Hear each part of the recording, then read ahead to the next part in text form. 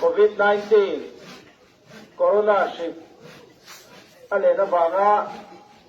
curfew chu voini thengin chun zom ala ni ta zela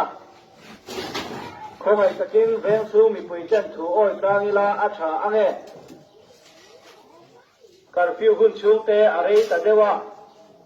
in nin tang le to ni ti te asia theya amaro chu khomai takin trong fanila atha ange jing mi chuak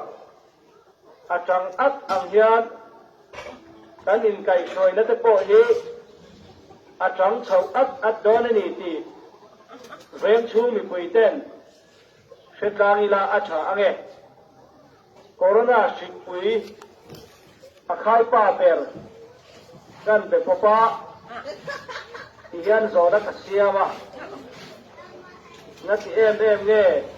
e ko ve la in go pung sak ve nun ron na in an leya mishing ta chunga kim na nei lek lovin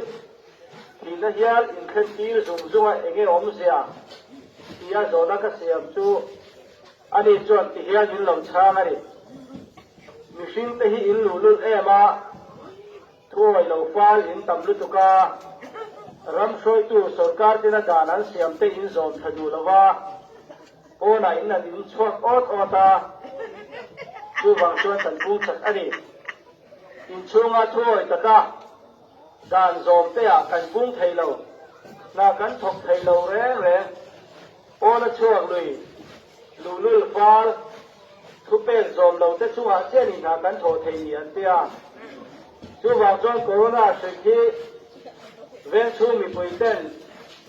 kan hua ta kan dau le ve du tak tak chuan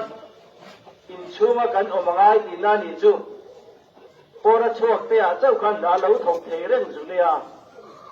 in chunga om te a da lo thok thei reng reng lo mai chu wang chuan corona sik laga kan hin thei na tur chuan ina kan om kat angai ti na ni chu ina kan om chuan corona sikian kan nuna kan chunga thu nei na anei to do lawa mani in luma tong khan tuk verada chungin corona sik pona bei ba kho kha kun zung puya ko ken kan nui so thei dom ti na ni chu chu wang chuan thu yoi ka u khan